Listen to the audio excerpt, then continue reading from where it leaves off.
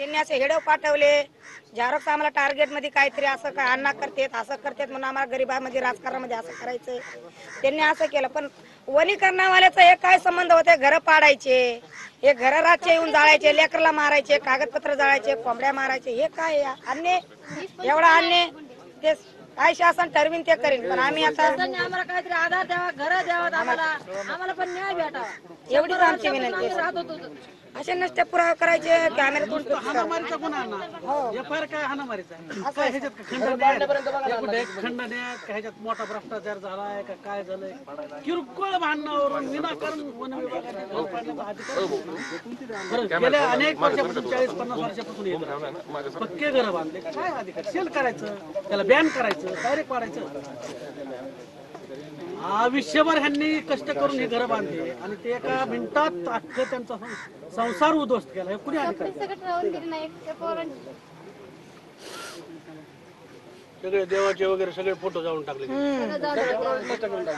बरं आता जागाच नाही कुणी आम्हाला प्लॉट बी देत नाही कुणी घर एखाद्या आता तुम्ही प्लॉटिंग टाका आम्हाला पारद्याला प्लॉट देते बघा मग जायचं कुठं राहायचं कुठं काय कड्याला प्लॉट देत नाहीत भिलाला देत नाहीत कुणाला प्लॉट देत नाहीत मग जायचं कुठं आम्ही पारदी म्हणलं की डायरेक्ट प्लॉट नको बसलेला न्याय भेटलाच पाहिजे.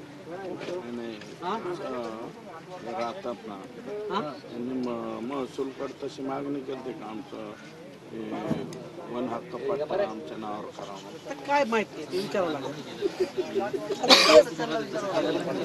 वनीकरणवाल्यांनी त्याला येऊन द्यायला पाहिजे होतं बाहेर. त्याचा रोल असा आहे की संबंधित गावांनी ठराव करायचा संबंधित ग्रामपंचायतनी आणि ते एसडीएम कडे पाठवायचं ते नंतर वर्ग होतं. आता ते आपल्याला करावं लागेल प्रत्येक ठिकाणी पारगाव असो अनेक ठिकाणी असो वन विभाग अधिनियमानुसार आपल्याला हे सगळं करावं लागणार. वन हक्कामध्ये बसतात नाही बिलकुल बसतात 100% बसतात.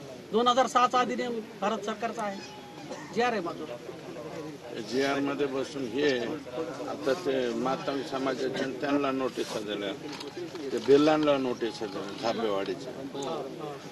झापेवाडीचे बिल किती दिवसापासून जाणार कुठं प्लॉट जागा जरी देत नसतात मग राहायचं कुठं काय कडी वडारी यांना कोणी कुठं देत नाहीत 1.5 एकर प्लॉट कुठं देत नाही फक्त पारद्याला जागा द्यायची म्हणून आम्ही कडी वडरी जाऊन त्या बाजूला ते व्हिडिओ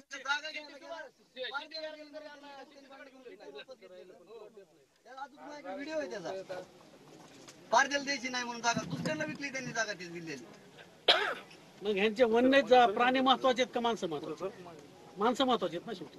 अहो एखादा माणूस मेला अण्णा आता इतकी वाईट परिस्थिती आहे त्याच्यामुळं हे ठराव गावगावाला विनंती करून ठराव घेऊन टेम्पररी काय काय साहित्य लागतं ते काढा. टेम्पररी स्टेबल करण्यासाठी टेंट वगैरे संसार उपयोगी काय लागतं गॅस टाकायला लागतं आधी करून सांगा मी सांगतो कोणाला सांगायचं.